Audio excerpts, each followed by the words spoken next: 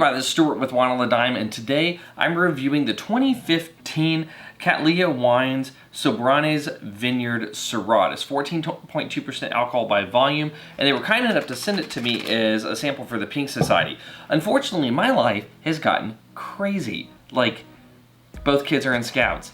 I'm shifting into different work life things at my day job at the time. And so I didn't get around to reviewing this until the day after. However, I'm kind of glad I did, because there's some really interesting material that was posted on the Pink Society chat that you can still go read. All you have to do is search Twitter for hashtag Pink Society and you'll be able to find the entire chat, and you can also continue the party if you want to on your own. So with that being said, let's take a look at this wine. Ooh, look at that. Look at that cork. All right, so from color standpoint, I'm gonna give you a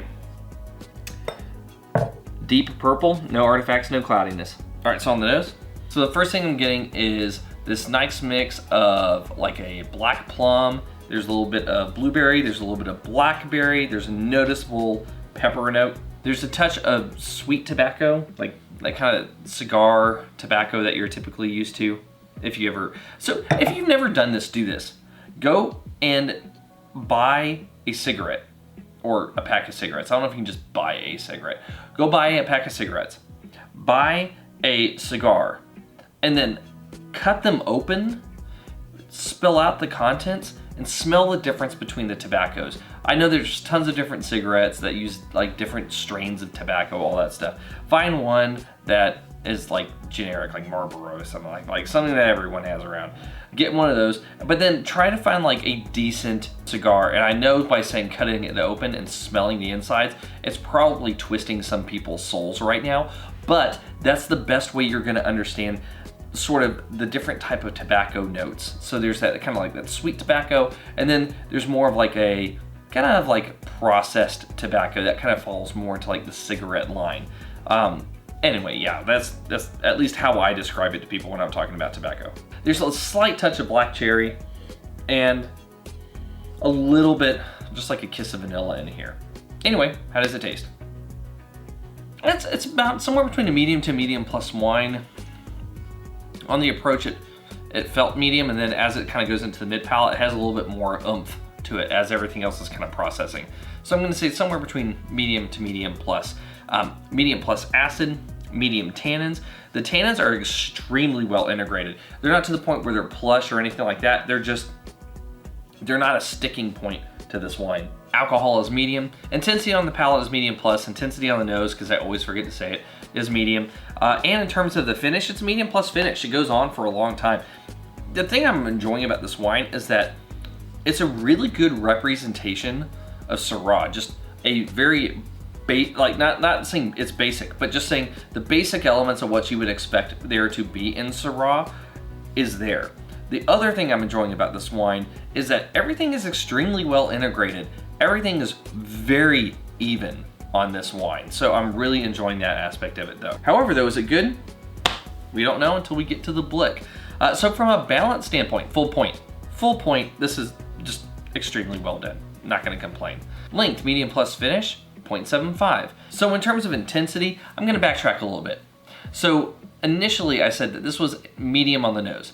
I stick by that. In terms of the palate though, it's pronounced. Like, it hits hard.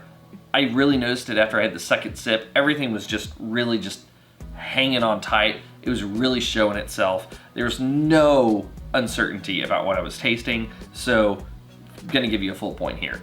And in terms of complexity, I am getting primary, I'm getting secondary, I'm getting all the elements that I was expecting from this. The only thing that I'm really wishing I had was a little bit of sort of those tertiary elements you get with Syrah as they age. I was really hoping for more kind of those like dark chocolate, those smoky elements, those types of things to happen. It's a 2015, depending on how the Syrah is made, this could last 20 years. I mean, with the acid, the body, the intensity, everything here. It's a 2015 and I'm drinking it in 2022, and it's still not even close to developing to the extent where I was hoping for tertiary. Because it was that old, I was kind of hoping it would be there, but it's not. I really am not totally certain how to rate this. So in the end, I'm rambling now because this wine has sent me into a fugue state. And so I'm just gonna give you 0.5 because that is pretty much in line with what I expect other wines in these categories and this age to be. So with all that being said, this is a very good wine. As a matter of fact, if you can get your hands on this, I am extremely serious when I say you need to get a bottle of this and try it for yourself, because this is one of the best damn Syrahs I've had in a long time.